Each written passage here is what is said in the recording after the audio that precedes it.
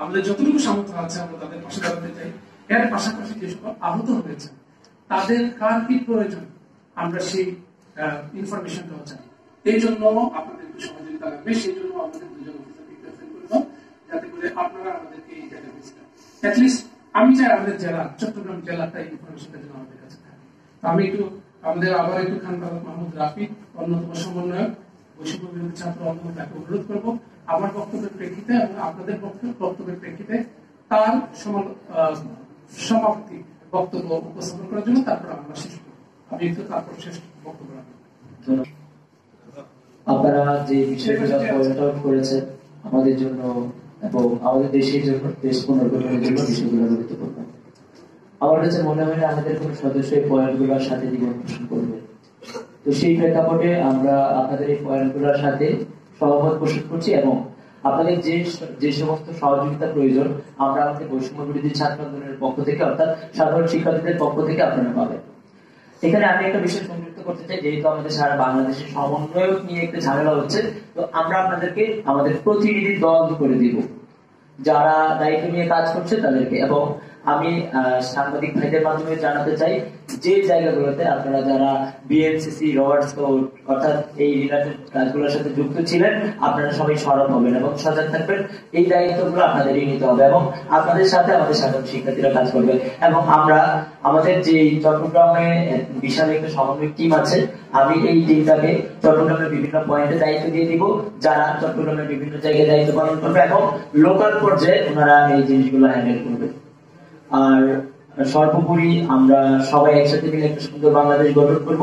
এই পথে আমাদের যে বিপ্লবটা চলছে এই বিপ্লবটা চলবে, আমাদের যে অভ্যুত্থান শুরু হয়েছে এই অভ্যুত্থান চলবে।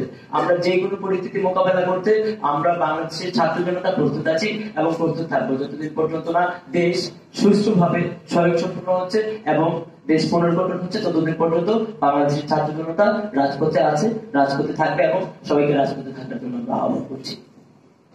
যদি ইউনিয়ন পর্যায়ে ওয়ার্ড পর্যায়ে যদি আপনারা একটু আপনাদেরকে ছড়িয়ে দিতে পারেন আপনাদের এই কার্যক্রমটাকে, তাহলে কিন্তু মানুষজন ওয়ার্ড পর্যায়ে কিন্তু একটু শান্তিতে ঘুমাতে পারে।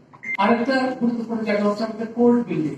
আপনারা জানেন যে এখানে চট্টগ্রামে যে কোর্ট বিল্ডিং কমিশনার মহোদয়ের অফিস, এখানে আমাদের জেলা ও দায়রা জজ মহোদয়ের অফিস, এখানে মহানগর সেশন জজ মহোদয়ের অফিস, সেখানে আমার অফিস রয়েছে, তারপর পাশে জেলা রেজিস্ট্রারের অফিস রয়েছে, এখানে লক্ষ লক্ষ মামলার নথি রয়েছে, এখানে রেকর্ড পত্র রয়েছে।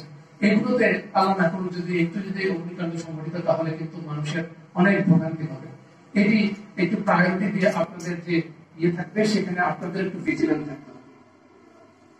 এর পাশাপাশি যে বিচারকগণ আছেন বা বিচার বিভাগে কর্মরত যারা আছেন, অর্ডারগুলো আছে, এগুলো কিন্তু আপনাদের অনেক ফোর্স। আপনারা চাইলে কিন্তু এগুলো একটু যদি আপনারা যদি একটু সাপোর্ট দেন আমাদেরকে, তাহলে কিন্তু এই কর্মচারীরা আমরা কিন্তু অফিসে যেতে পারবো, আমাদের স্টাফরা অফিসে যেতে পারবে, পুলিশ স্টাফরা অফিসে যেতে পারবে। এই বিষয়টা আপনাদের একটু সহযোগিতা চাই। সেন্ট্রাল জেল যেটা আছে চট্টগ্রাম কেন্দ্রীয় কারাগার, আমরা এখনো পর্যন্ত এটিকে সুরক্ষিত রাখতে পেরেছি।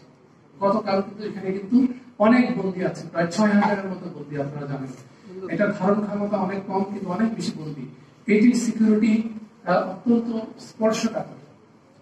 আমরা আপনাদের কাছে সরাসরি চাই না যে আপনারা সেখানে সিকিউরিটি দেওয়ার জন্য আপনারা যান, কিন্তু আপনারা অ্যাটলিস্ট এইটুকু কনসিডারেশন রাখেন যে এটা একটা গুরুত্বপূর্ণ স্থাপনা।